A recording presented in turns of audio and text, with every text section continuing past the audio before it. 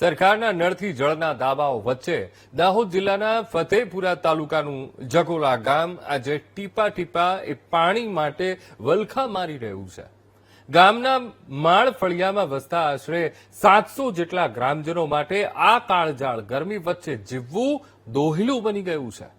ડુંગરાળ ભૌગોલિક પરિસ્થિતિ અને એ વચ્ચે આ વિસ્તારમાં કુદરત અને વહીવટી તંત્ર બંને મોઢું ફેરવી લીધું હોય તેવો ઘાટ સર્જાયો છે।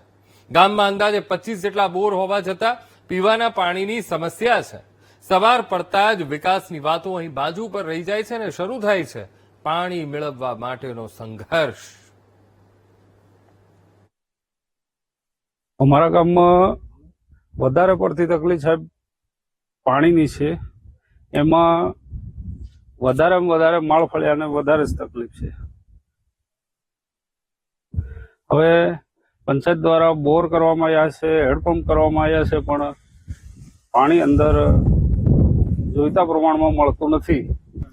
સાહેબ અમારા પાણીની જબર તકલીફ, કોઈ સુવિધા નહીં પાણીની। પાણી ટેન્કર લાવીને વેસણ 1200 1500 એમ ટેન્કર વાળા લે। કોઈ અમારા અગેડવાની સરપંચ કે કોઈ અગેડવાની કોઈ અમારી સુવિધા એની નહીં હાલતા।